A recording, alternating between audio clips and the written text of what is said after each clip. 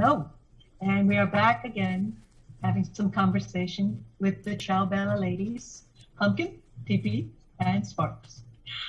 Today, our discussion surrounds excuse number 163, and it says, cleaning is exercise. I don't have to go to the gym today.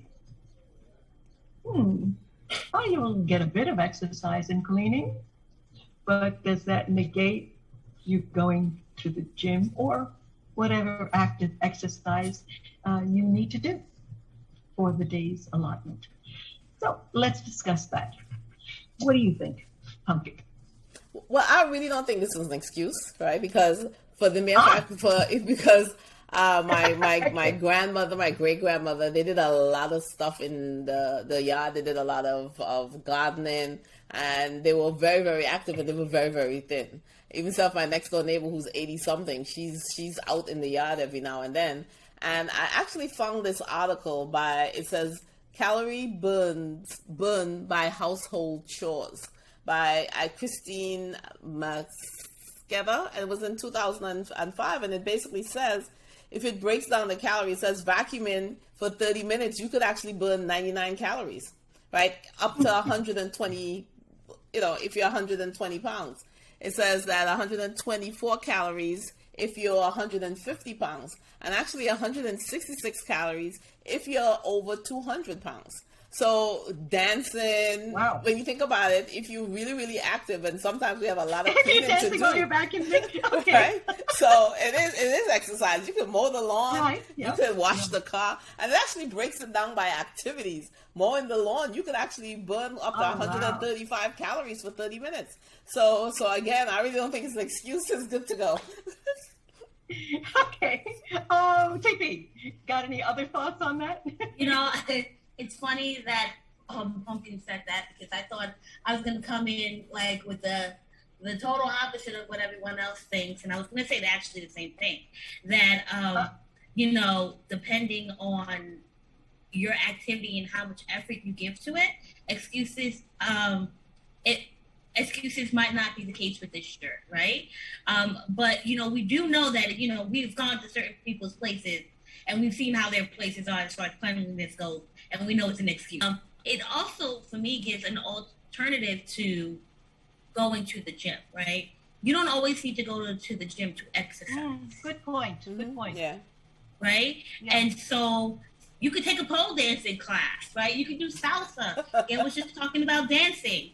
Right. You can go swimming. There's other activities that you can do that you're active and you're moving around. And I think it's funny that she talked about how much it is for you to calories you can lose if you're washing your car, right? Now, we're not saying drive to the car wash. We're talking about washing that car and really washing it and detailing it, and that energy you're burning. So I think it's how we look at it and the amount of effort that we're putting into it, whether or not it's I put my finger to my nose with that one.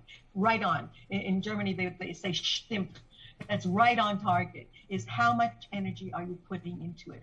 If you're cleaning the top of a surface or just dusting or whatever the heck, that isn't the same as maybe even dancing along with your vacuum or that kind of thing. So it depends on what you put into it. And many years ago, when I was doing a lot of auditioning for as a singer or whatever, this one person came in, and the season before that, she was almost obese.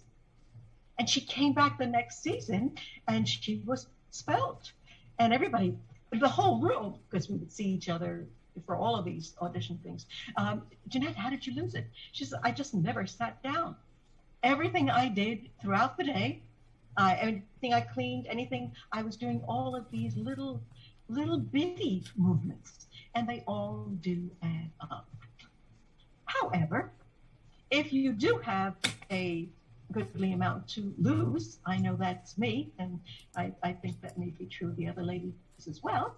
I think you do need also some concerted exercise time. And TP, I think you're wonderful at this, so maybe you can share that part with us. Oh, but please go to the gym. I'm one of those people that I found that when I'm working out just by myself in my home, sometimes I'm not giving it all the push that I need. So that please go to the gym was for me, like I needed to go to the gym because when I'm out about, I'm putting the extra energy in.